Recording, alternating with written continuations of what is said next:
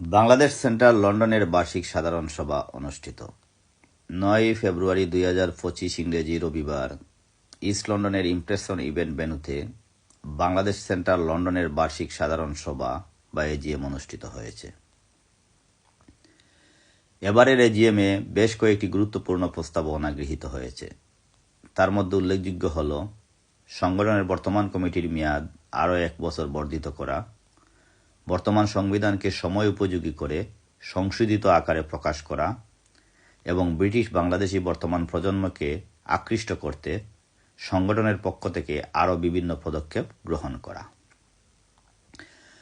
বাংলাদেশ সেন্টারের সিনিয়র সহসভাপতি তোফাজ্জল মিয়ার সভাপতিত্বে অনুষ্ঠানটি পরিচালনা করেন বাংলাদেশ সেন্টারের নির্বাচিত সাধারণ সম্পাদক দেলোয়ার হোসেন। অনুষ্ঠানের শুরুতেই সমবেত কণ্ঠে জাতীয় সঙ্গীত পরিবেশন করা হয়। অনুষ্ঠানে পবিত্র কোরআন থেকে তেলাওয়াত পাঠ করেন এবং দোয়া পরিচালনা করেন হাফিজ মাওলানা নাজিমউদ্দিন। বার্ষিক সাধারণ সভার সভাপতি তোফাজ্জল মিয়া আগত অতিথিবৃন্দ সহ উপস্থিত সকলকে ধন্যবাদ জানিয়ে স্বাগত বক্তব্য রাখেন। এরপর সাধারণ সম্পাদকের রিপোর্ট উপস্থাপন করেন সাধারণ সম্পাদক দেলোয়ার হোসেন। চিফ ট্রেজারার শিব্বির আহমদ আর্থিক রিপোর্ট পেশ করেন।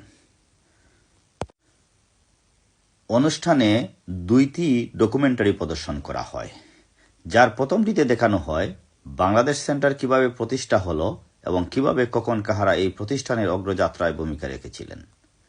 আর দ্বিতীয়টিতে তুলে ধরা হয় বর্তমান কমিটির বিভিন্ন কর্মকাণ্ডের ফিরিস্তি এবং সেই সাথে বিগত নির্বাচনে পরাজয়ের পর থেকে একটি পক্ষের চূড়ান্ত অসহযোগিতা ও তাদের দ্বারা সংঘটিত বিভিন্ন অনৈতিক ঘটনার বিবরণ। সাধারণ সভায় উপস্থিত সংগঠনের সদস্যদের আনিত বিভিন্ন প্রশ্নের জবাব দেন বাংলাদেশ সেন্টারের সাধারণ সম্পাদক দেলোয়ার হোসেন। উক্ত বার্ষিক সাধারণ সভায় সংগঠনের নেতৃবৃন্দের মধ্যে আরও যারা উপস্থিত ছিলেন: সহসভাপতি গুলনাহার খান, সহসভাপতি মামুনুর রশিদ, সহসভাপতি আনোয়ার আলী, সহসভাপতি Enayet Khan, joint secretary Ali Bebul, joint secretary Aminul Haque Jilu, joint treasurer Saad Chowdhury, convener membership sub committee Shamim Ahmed, convener financial fundraising sub committee Mainul Haque, convener cultural sub committee Fakhrul Ambia, convener youth and sports sub committee Abdul Hannan.